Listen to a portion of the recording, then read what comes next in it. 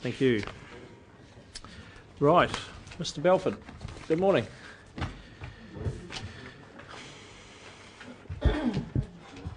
Yeah, sure.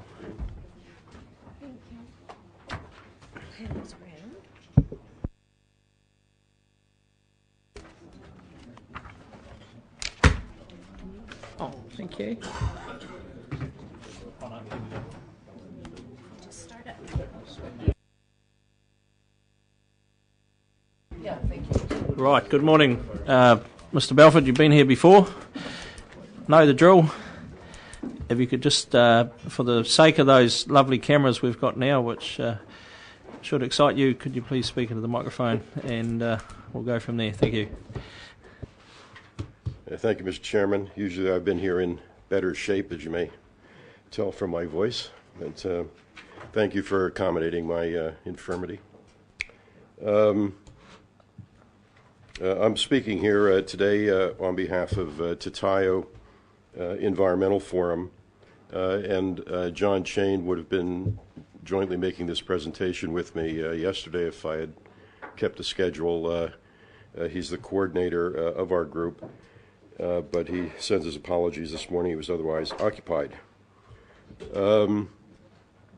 Tatayo is the coalition initiated in November 2011 of environmental and conservation organizations working here in Hawke's Bay to represent environmental values. It basically involves all the various fish and bird organizations, Baywatch, Friends of the Tuki-Tuki, Sustaining Hawke's Bay Trust, various Maori representatives, and so forth. These are the organizations and individuals that account for probably 90% of the submissions and interactions this council has with the region's environmental community. We monitor, we conduct hands-on projects, we advocate, we speak for a huge community of interest in the Bay, and we report to them regularly through our various communication networks. As grassroots leaders, we've chosen to unify and coordinate our efforts through Tatayo, and as such, and as signaled in the current LTP, we wish to be viewed and supported as a strategic partner of the Hawke's Bay Regional Council. Hawke's Bay's environmental leadership is a hardy band consisting almost entirely of volunteers, and I'd say virtually entirely of volunteers, who donate thousands of hours to protect environmental values in the Bay. But even with all that time devoted, we find ourselves stretched to the limit and at times overwhelmed. The Council is well aware of the multitude of issues that have occupied the environmental agenda here in Hawke's Bay over recent years. The water issue alone has required enormous engagement, reports to read, research to be done, submissions to prepare, meetings and stakeholders groups to participate, all on a quite accelerated program and with many other issues floating alongside. Tatayo has been instrumental in coordinating meetings with and responses from its member groups for the Regional Council on issues like the Ruataniwha Water Storage Project and the Biodiversity Initiative. Virtually all this work is done on a volunteer basis by individuals who have no commercial stake in the outcomes, unlike most of the other interests who engage with the Council. We have no source of ongoing, reliable funding. Anything we do must be self-funded out of our own pockets or through community fundraising. Fortunately, the community does respond to individual situations, but lack of institutional support is a serious problem. Should the Regional Council care? We think so. That accomplishing your mission effectively requires robust exchange with voices that in an informed manner can legitimately represent a set of public values you are sworn to protect. Robust exchange and debate, not only symbolic awards and school programs. The community of interest Tatayo represents should have no less voice before the Regional Council than Tourism Hawke's Bay, Business Hawke's Bay, Te Taifenawa Oharetunga, all of whom you financially support. Our purposes and aspirations for Hawke's Bay are no less deserving, nor any less aimed at the well-being of our region than any of these. We submit that the Hawke's Bay environmental community needs and deserves institutional support from the body that carries the main responsibility for protecting our natural inheritance, in his current LTP notes, quote, "It is fundamental to our region's well-being that the use of our freshwater soils and biodiversity is undertaken in a way that supports future generations and their prosperity," end quote. Given that objective, as we see it, you need us and we need you.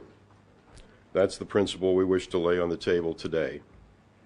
Time, scarce for us, as I mentioned before, did not allow us to prepare the kind of complete submission, including organizational charter, background and membership, budget, and deliverables that you would rightfully expect in a funding request. So we're not expecting that you will act on this proposal in your 2013-14 annual plan, but we are signaling that Tataio will return in a year with a formal request, and we would welcome a communication from the Council in the days ahead that encourages us to do so. So we're basically today just using this opportunity to try to trigger a discussion that we hope to have with you in the months ahead, looking hopefully toward some sort of support in the future. Thank you. Thank you. Could I kick off with a question? And I remember the first meeting with John Chain. My request to him was quite simply, this would be great if we then didn't have to deal with all the individual organisations underneath that. Mm-hmm. And he couldn't give us that assurance. The expectation would be that, you know, well, I'll be blunt, we're just adding another group we've got to deal with. How could we deal with that issue? I think we have to be able to represent to you that we're capable of on at least determined issues, speaking with one voice on the matters at hand, and that's a governance and a decision-making process that we have to evolve. We think over the last year we've been reasonably effective at doing that in one or two areas, and it's something that if we knew we were going to be addressed and responded to in that fashion, we'd take that challenge seriously and try to speak and organize ourselves to speak with one voice on issues. Yes. Other questions? Councillor Gilbertson.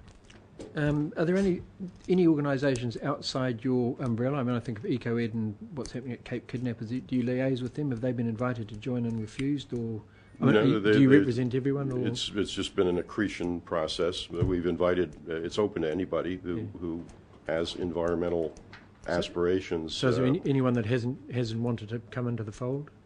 No, but there are groups that are more, I would say, hands-on in terms of operating conservation projects and so forth, who have been more at the margins of this because, frankly, our intent has been to try to better organize the folks who feel we need to engage with the council around policy issues.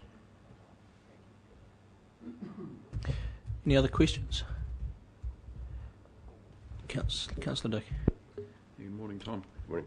Transparency Hawke's Bay, has that got anything to do with your organisation? No, I mean, Transparency Hawke's Bay has a different agenda, I guess, across a broader range of issues than purely environmental. So Tataio is very much focused on the environment.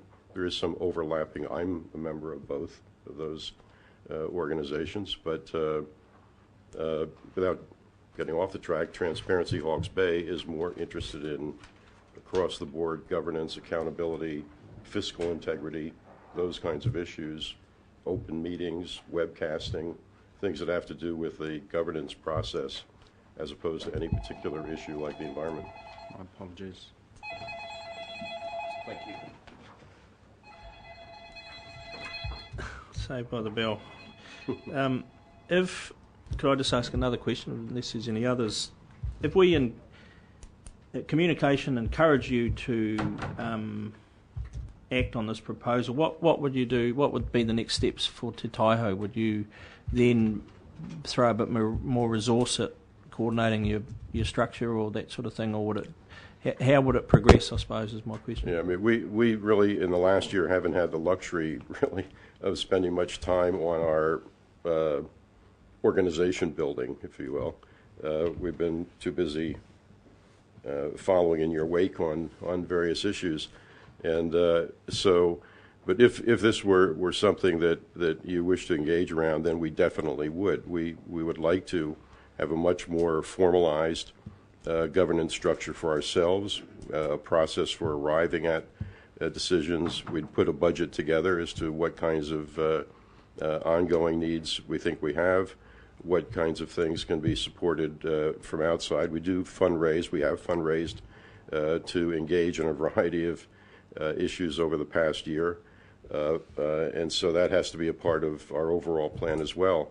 So we have some organizational planning to do, which we recognize, and that's where we'd turn our attention. So I guess the next time we would engage you, it would be with something much more specific as a proposal. Thank you. Any other questions to finish off, Mr. Moore? Yeah, do you realise that the Niki and the Tai Whenua have all got similar requests? And I'm just thinking that, it becomes almost another layer above the councillors. Is your group aware of that these Māori groups don't consider themselves interested parties, rather as treaty partners? Mm-hmm. Mm-hmm. I mean, there have been Maori participation in this group, but my understanding is that there's a whole completely separate funding arrangement relationship issue with respect to Maori in this council. So, from our standpoint, we welcome the participation just because we want to be informed as to where Maori are coming from on these issues of concern to us. But by the same token, looking at it another way, this is another set of interests that the council has supported in a capacity building way to be more effective at bringing its interests to this table. And we think there is an equivalence in the way we should be treated. Thank you. Yeah, something for us to consider later in the day. So. Chairman, I have a question. Is there a submission that I've missed somewhere? I've got Mr. Chain's submission here on behalf of Tawa Forum, and that deals with biodiversity. So is there a part of that submission I haven't had? No. There is no formal funding request. No. Right, thank you. Thank you, Mr. Bell. All right.